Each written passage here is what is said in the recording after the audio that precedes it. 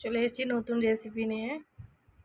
আর নতুন নতুন রেসিপি পেতে কার না ভালো লাগে। তো সবাইকে আসসালামু আলাইকুম, আশা করছি সবাই অনেক ভালো আছেন। তো আমি আজকে একটা ভর্তা রেসিপি নিয়ে আসছি। দেখতেই পাচ্ছেন কি কি উপকরণ নিয়েছি। আমি এখানে তেলাপিয়া মাছ ভাজি করে কাঁটাটা ফেলে নিয়েছি। আর ভাজাটা দেখায়নি কারণ এটা সবাই পারি আমরা। তো আমি খুব ভালোভাবে ভেজে নিয়ে কাঁটাটা ছাড়িয়ে এভাবে একটু ম্যাশ করে নিয়েছি। এখানে লবণ নিয়েছি একটু।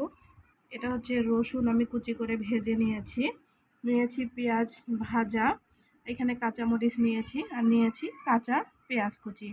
তো আমি সবগুলোকে খুব ভালোভাবে এখন মিশিয়ে নেব। সর্বপ্রথম আমি লবণ, রসুন, পেঁয়াজ, মরিচগুলোকে আমি একটু ভালোভাবে মেখে নিচ্ছি। তো আমি দেখেন এই যে পেঁয়াজ মরিচগুলোকে খুব ভালোভাবে মেখে নিয়েছি। চেষ্টা করবেন যারা তেলাপিয়া মাছ পছন্দ করে না এভাবে খাওয়ার চেষ্টা করবেন, অবশ্যই খুব ভালো লাগবে আপনাদের। অবশ্যই এই রেসিপিটি ট্রাই করে দেখবেন। তো আমি এখানে কাঁচা পেঁয়াজ দিয়েছি কারণ যে কোনো ভর্তায় কাঁচা পেঁয়াজ দিলে টেস্ট বহুগুণে বেড়ে যায়। তো এবার আমি সরিষার তেল দিয়ে নিচ্ছি সামান্য পরিমাণে।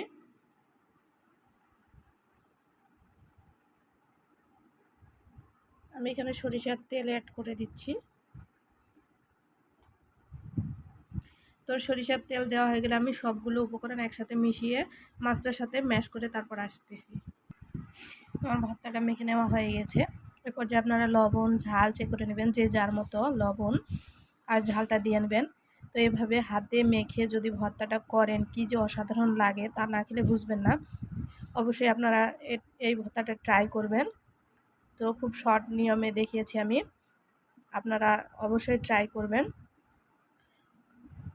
অনেক সংক্ষিপ্তভাবে দেখিয়েছি যাতে আপনারা বুঝতে পারেন। তো আমি মাখাটা দেখাইনি, মাখতে আমরা সবাই জানি কম বেশি, ওটা বলার অপেক্ষা রাখে না। ভাজা দেখাইনি কারণ সেটাও আমরা সবাই পারি। তো ভেজে নিয়ে এইভাবে মাখবেন হাত দিয়ে, অনেক মজা খেতে। তো আজকে এ পর্যন্তই। লাইক কমেন্ট শেয়ার করবেন, প্লিজ সাবস্ক্রাইব করবেন। আসসালামু আলাইকুম।